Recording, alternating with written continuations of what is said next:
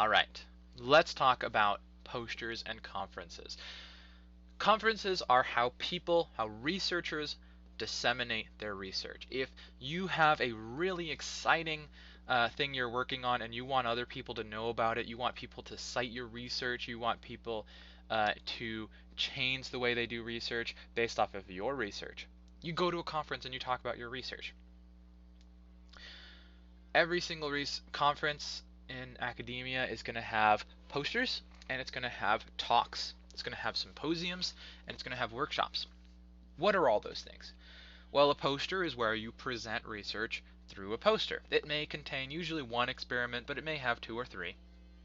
It usually has one person talking you through the poster, and it gives people a chance to have one-on-one conversations. It gives you the chance to ask questions about the research. Usually posters are presented by college students or graduate students, but sometimes professors. For the most part, um, they're interesting because you really get to see the person behind research and you get to mess with it and you get to really nitpick. If you want to learn about research, I highly encourage you talk to someone doing a poster presentation.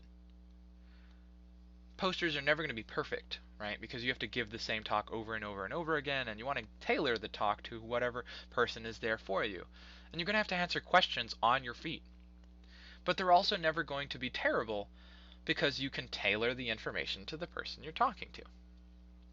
During conferences, usually you can see posters anywhere from a couple dozen to a couple hundred. Bigger conferences even include a couple thousand posters from students. When I used to go to Psychonomics every year, there would be uh, about 4 sessions per day, with each session including a couple hundred posters. Psychonomics lasts for about 3 or 4 days, so you can imagine how many research posters were presented there, including research from people all around the world. My favorite thing to do was to go over and talk to people who had no one to talk to. A person will stand next to their poster and people will come to them, and then the presenter will then talk through the poster. But if no one's talking to you, you kind of just stand around, which is unfortunate.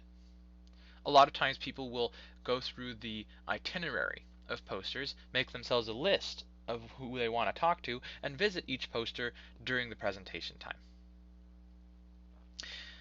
One of the best ways to be successful in academia, if you want to be a researcher, is to attend conferences religiously. This is how you network. This is how you make friends. This is how you get people to reference your research. And in research, being referenced is success. In addition to being published, but you know, they kind of go together. What other things go on in conferences? You have talks. Usually talks are from professors where they talk through their research or a set of research, usually more than one experiment. And then there's a chance for people to ask questions. Talks usually have a larger audience, so it's less personal, but you have a big old PowerPoint, so you can a big old screen usually where you can show a PowerPoint or video. You can actually have people try and experiment on as part of the audience. So it's pretty exciting. Um, Symposiums are a set of talks, usually maybe 3 to 10 talks, each lasting no more than 10 or 15 minutes, all about a certain topic. So sometimes people will say, okay, I want to have a 1 or 2 hour session where a bunch of researchers all talk about the same thing. So you might say, okay, I want a symposium on uh, dynamics between men and women in the workplace. And so then in a symposium, you would solicit people to participate. So you could say, hey, we're looking for people to talk. And so then maybe you have 5 or 6 different people say, I have research in that area. I'm going to give a talk. My research is about compliments. My research is about little uh, small things that make a big impact. My research is about how your different job titles can affect those male-female relationships in the workplace. And so you have a whole 1 or 2 hour group conversation almost about it. It's comprised of a bunch of talks, questions, and then usually a panel The last 30 minutes might be all the authors, all the speakers sit and give the audience a chance to ask multiple people a question at the same time. And workshops too. If you're interested in research and you're a student, there are usually workshops for students there, like how to apply to graduate school, how to write a good paper, how to do statistics, how to do this new thing.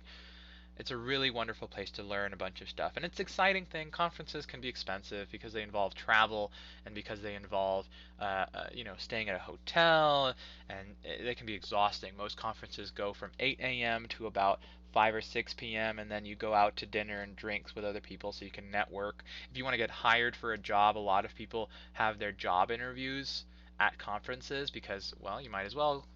Most people who want to do research end up going to at least 3 or 4 conferences during their time in school, if not every year, so that they can network, so that they can practice their public speaking, so that they can get their research out there. The activity for this is I'm going to present a poster, and I'd like you to ask me a couple of questions or critique my poster. If you have any questions or comments about how posters and conferences work, please let me know, ask me, and I'm more than happy to answer that in the activity for this section. Thank you very much, and I hope this week has brought you some interesting material. Have a great week. Ciao.